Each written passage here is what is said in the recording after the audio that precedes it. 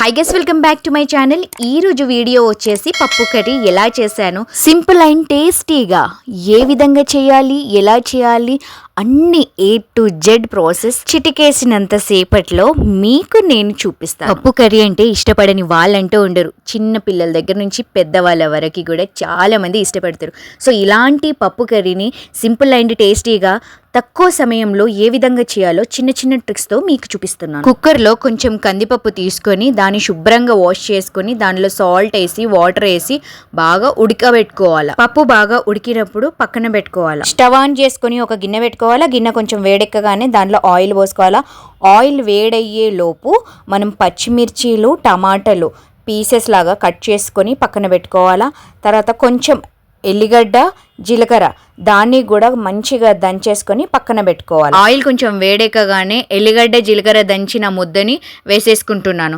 ఇది కొంచెం ఆయిల్లో ఫ్రై అయినప్పుడు దీనిలోనే పచ్చిమిరపకాయలు పీసెస్ లాగా కట్ చేసుకొని పెట్టుకున్నవి కూడా అవి కూడా వేసుకొని మంచిగా ఫ్రై చేసుకుంటున్నాను. ఈ విధంగా వీడియోలో చూపించినట్టుగా మంచిగా ఆయిల్లో ఫ్రై అయినప్పుడు ఇందులోనే టమాటాలను కూడా యాడ్ చేసుకుంటున్నాను. టమాటాలు బాగా మెత్తబడే వరకు మంచిగా ఫ్రై అయ్యే వరకు కలుపుకుంటూ పోవాలి. టమాటాలు ఆయిల్లో ఉడుకుతూ ఉండగానే ఉప్పు, పసుపు, కారం ఇవన్నీ కూడా వేసేసుకొని కలుపుకుంటూ పోవాలా.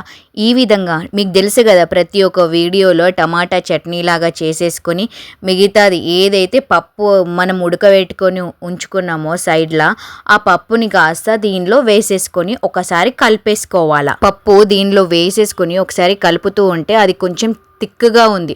సో నాకు కొంచెం వాటర్ లిక్విడ్ టైప్లో కావాలా పప్పు, కాబట్టి దీంట్లో నేను వాటర్ యాడ్ చేసుకుంటున్నాను.